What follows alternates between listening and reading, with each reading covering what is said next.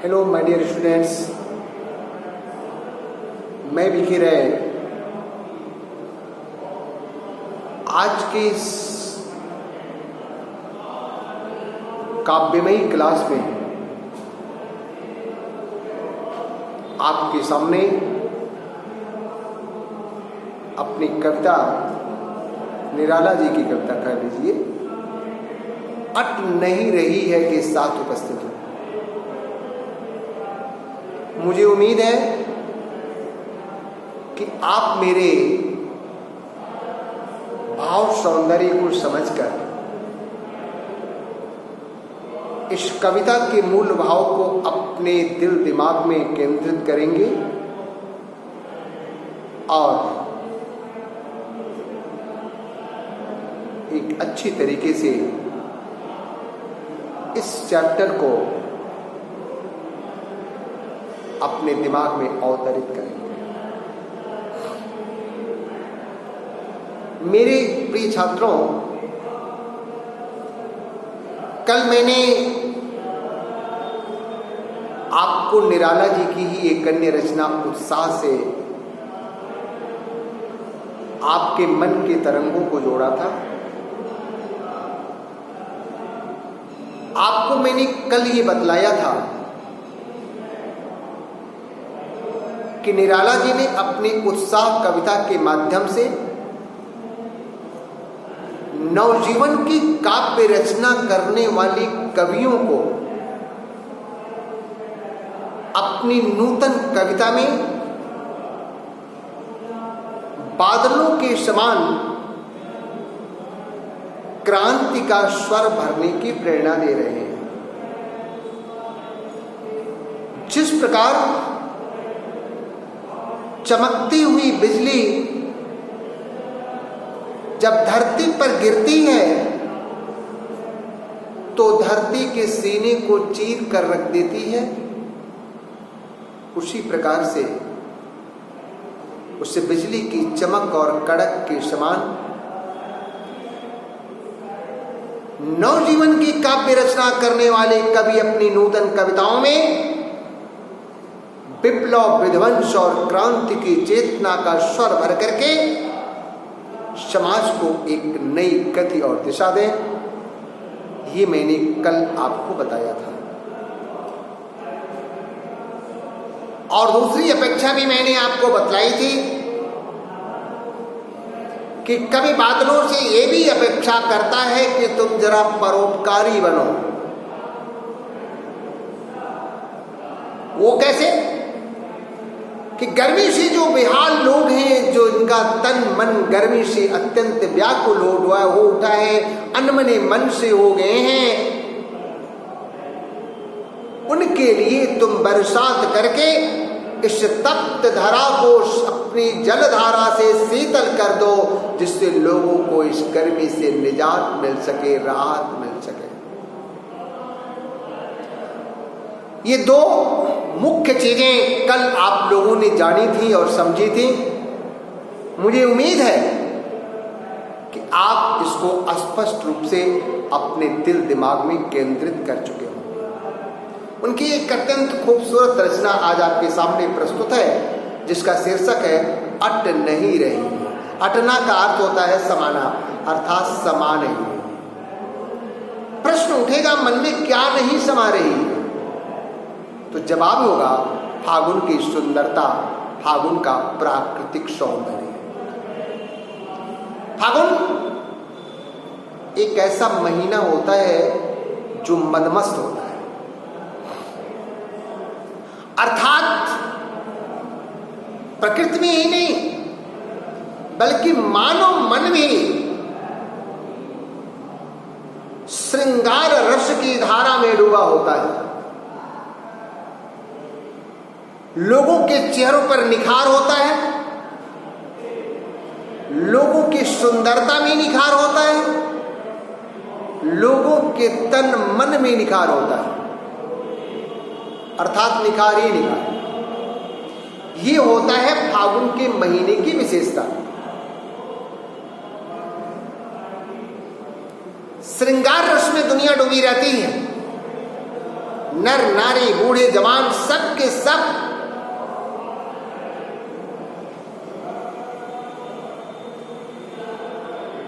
श्रृंगार रस से आच्छादित रहते हैं। कवि उन्हीं भावनाओं को हमारे आपके सामने रख रहा है कि अट नहीं रही है आभा फागुन की तन सट नहीं रही। बेचारा फागुन के सौंदर्य को निहार रहा है, निहारता ही रह जा रहा है, और उसकी लेखनी ने लिख दिया कि अट नहीं रही है आभा सुंदरता। फागुन का सौंदर्य दिल में समा नहीं पा रहा है, इतना ज्यादा मन उस सुंदरता की दुनिया में खो गया है कि फागुन की सुंदरता शरीर में, फागुन की सुंदरता दिल में समा नहीं पा रही है, तन से सट नहीं रही है। अर्थात फागुन की सुंदरता इस मन को इतना मोह ले रही है कि उसे मैं लिख नहीं पा रहा। आगे कवि फागुन को संबोधित करते हुए मानवीकरण अलंकार के रूप में अपनी बात को कह रहा है, फागुन से कह रहा है कि यह फागुन कहीं सांस लेते हो घर घर भर देते हो। तुम जहां कहीं भी सांस लेते हो ना, तो प्रत्येक घर को अपनी सांसों से भर देते हो। उड़ने को नभ में तुम पर कर देते हो, और नील गगन में उड़ने के लिए तुम चारों तरफ पंख ही पंख कर देते हो। आंख हटाता हूं तो हट नहीं रही। यदि मैं तुम्हें निहारते हुए अपनी आंखों को हटाना चाहता हूं ना, तो अपनी आंखों को हटा भी नहीं पा रहा। ये शाब्दिक भाव था। कवि के लिखने का भाव ये है, कवि के कहने का भाव ये है कि फागुन की मदमस्त हवा या फागुन की मदमस्त हवा के झोंके जब चलते हैं तो अपने साथ फूलों की सुगंध लेकर चलते हैं। कवि उसी बात को इंडिकेट कर रहा है कि फागुन की मदमाती हवा धरती की कोनी कोनी को अपनी सुगंध से सुवासित कर देती है। अर्थात फागुन की मदमस्त हवा के झोंकों से धरती का कोना कोना सुगंध से भर उठता है, और उसकी अनुपम सुंदरता को देखकर ये मन मयूर कल्पना की दुनिया में उड़ान भरने लगता है। अर्थात इस मन में, अर्थात ये मन प्रेम रस में डूब करके कल्पना की दुनिया में सैर करने लगता है।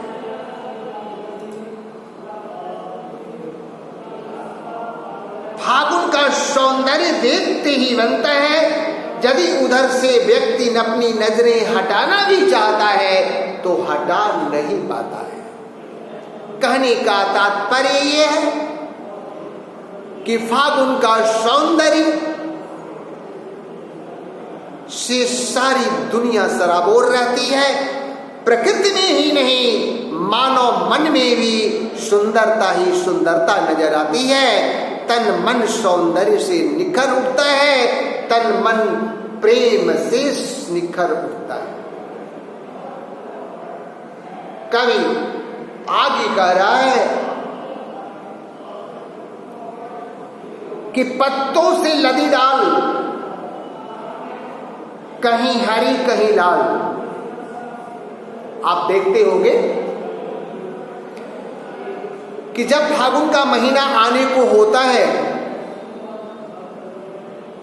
तो वृक्षों की डालियां हरी भरी हो जाती हैं, वृक्षों की डालियां नए कोमल पत्तों से लद जाती हैं।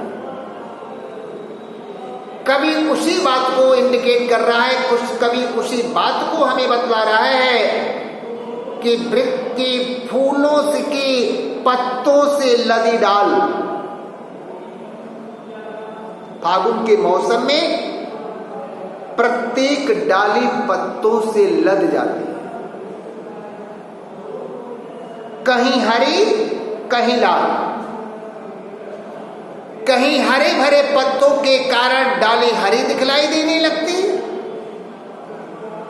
तो कहीं लालिमा युक्त नए कोमल पत्तों के कारण वृक्षों की डाली लाल दिखलाई देने लगती है। आप देखते होंगे कि नए नए जो कोमल पत्ते पल्लव निकलते हैं उनका रंग थोड़ा लालिमा लिए जाता है। कभी उसी बात को कह रहा है कि हरी भरी पत्तों के कारण कहीं वृक्षों की डालियां हरी दिखलाई पड़ती है, तो कहीं लालिमा युक्त पत्तों के कारण वृक्षों की डाली लाल दिखलाई पड़ती है। कहीं पड़ी है उर में मंद गंध पुष्पमाल। आपने देखा होगा कि वृक्षों की डालियां कहीं लताओं से गुथी हुई होती है, लताएं उस पर लिपटी हुई होती हैं और उन लताओं में विभिन्न रंगों के छोटे छोटे फूल खिले होते हैं।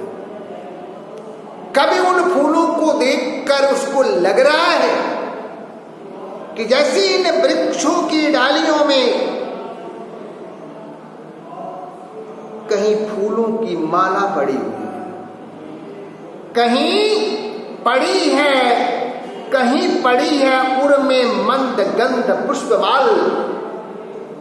वृक्षों की लताओं में, वृक्षों की डालियों में लिपटी हुई लताओं को देखकर लग रहा है जैसे उन डालियों के गले में मंद गंध फूलों की माला पड़ी हुई है। क्या नजारा है! फागुन के मौसम में, फागुन के मौसम में वृक्षों की डालियां पत्तों से लदी हुई हैं। हरे भरे पत्तों के कारण कहीं वृक्षों की डाली हरी दिखलाई पड़ रही है, तो कहीं नए कोमल लालिमा भरे पत्तों से युक्त होने के कारण वृक्षों की डाली लाल दिखलाई पड़ रही है। उन वृक्षों की डालियों में लिपटी हुई लताएं जिनमें विभिन्न रंगों के सुंदर फूल खिले हुए हैं, उनको देखकर ऐसा लग रहा है जैसे वृक्षों के गले में मंद सुगंधित फूलों की माला पड़ी हुई है। पट पट शोभा श्री पट नहीं रही। पट पट हर जगह, हर जगह फागुन का सौंदर्य दिल में समा नहीं पा रहा है। अर्थात फागुन का सौंदर्य यदि व्यक्ति देख रहा है तो अपनी नजरें हटा नहीं पा रहा। कवि के कहने का भाव ये है, इस फागुन के प्राकृतिक सौंदर्य के माध्यम से कवि मानव मन को जोड़ते हुए बतलाता है। कवि मानव की तरफ संकेत करते हुए कहता है कि फागुन के महीने में केवल प्रकृति में ही सुंदरता नहीं दिखलाई पड़ती, बल्कि मानव मन में भी सुंदरता नजर आती है। मानव का तन मन सौंदर्य से निखर उठता है। उसके चेहरे पर एक कांति आ जाती है, एक चमक आ जाती है। उसका तन मन प्रेम के सौंदर्य से निखर उठता है और वह श्रृंगार रस से ओतप्रोत हो जाता है। अर्थात फागुन का प्राकृतिक सौंदर्य चारों तरफ देखते ही बनता है। नर नारी बूढ़े जवान हर जगह प्रकृति की सुंदरता के साथ ही साथ निखार ही निखार नजर आता है। और इसके पहले कि मैं आपसे आज विदा लूं, एक बार फिर से इसकी समरी में आपको बता दे रहा हूं कि फागुन के सौंदर्य के, फागुन की प्राकृतिक सुंदरता के माध्यम से कवि मानव मन को जोड़ते हुए कह रहा है कि फागुन के मौसम में केवल प्रकृति में ही सुंदरता नहीं दिखलाई देती, अपितु मानव मन भी प्रेम रस से सराबोर हो जाता है। मानव का तन मन सौंदर्य से निखर जाता है। चारों तरफ केवल प्रेम रस की ही धारा बहती नजर आती है। और पूरा भाव एक बार फिर आपको बता रहे हैं, कवि ने प्रारंभ किया है कि फागुन की सुंदरता दिल में समा नहीं पा रही है, वह तन से सट नहीं रही है।